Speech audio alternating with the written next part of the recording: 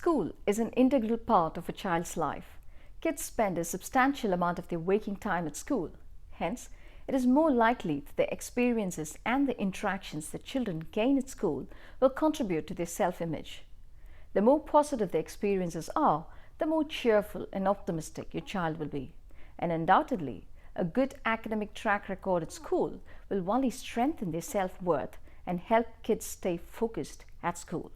So today, let's take a look at 3 qualities that you as a parent can help your child develop to succeed academically in school.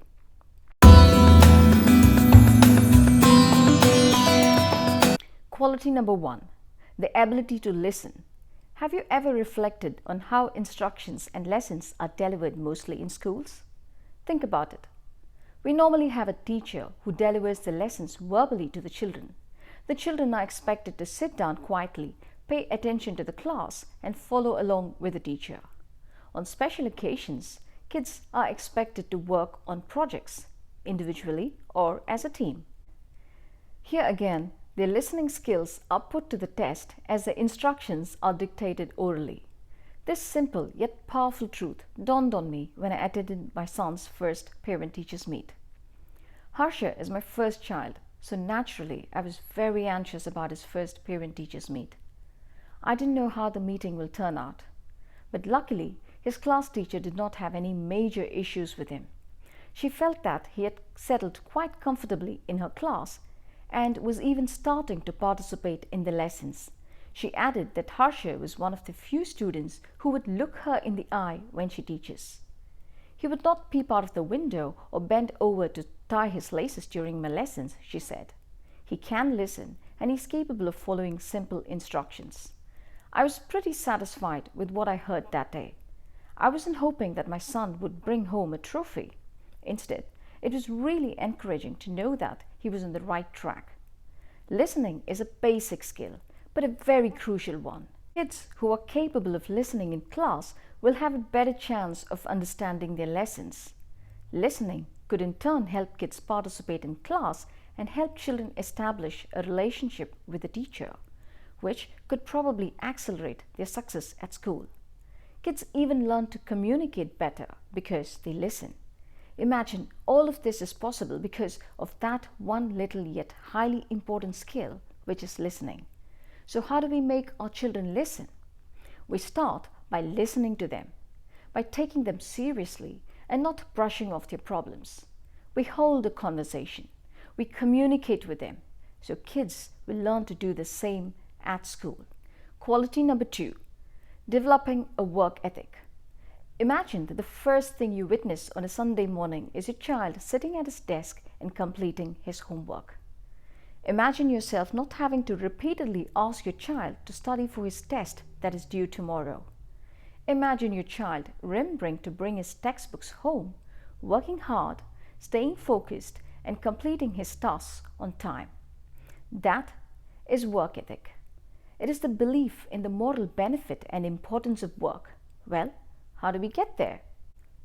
Developing a work ethic is like developing muscles at the gym. It requires time and effort, but it can be done. All you need to do is adopt a different mindset and you have to learn to stick to it. When you encounter a problem, learn to strip all complexities surrounding that problem and concentrate on the basics. The bare minimum, the core, the purpose, the why we are doing it in the first place. This will help you focus on what truly matters and not get lost in the details. Say for instance, you want your child to be academically strong, which to most of us translates as doing well in tests. How do you develop a strong work ethic here? Remember, exams are a means of testing knowledge. The true purpose here is knowledge, not the test. You may not have a test, but you still need to have the knowledge. So concentrate on the purpose of education.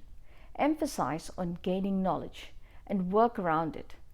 Encourage curiosity, clarify doubts, engage in discussions rather than just talking about scores. When you do that, children will understand the purpose of education and will learn to value it. They will be intrinsically motivated to do well in their exams. You don't need to buy things to motivate them anymore. They will work because they want to. now that they know the importance of education and not because they have to. That is the effect of work ethic. Quality number 3, the power of routine. A routine is a series of actions that is followed regularly. Routine requires focus and attention. On the other hand, a habit is a behavior that is done with little or no thought.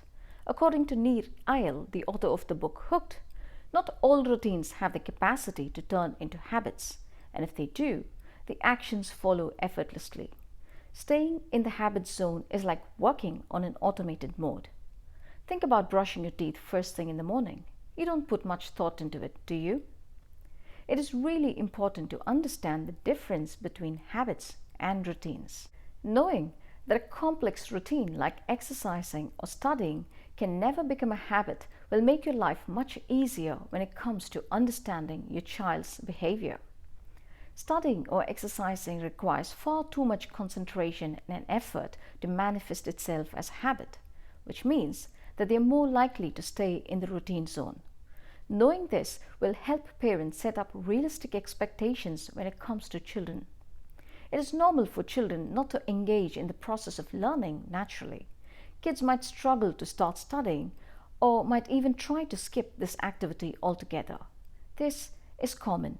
So what do we do? First, we should not label them as lazy or unmotivated. Next, as studying is a routine that demands hard work, eliminate all distractions.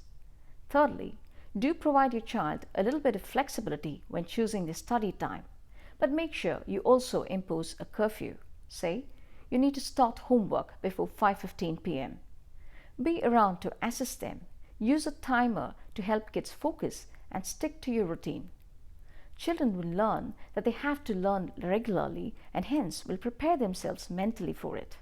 So now to recap, the 3 qualities required to succeed academically in school are: quality number 1, the ability to listen. Remember, listening is such a fundamental quality, but it's also very essential for kids to succeed in school.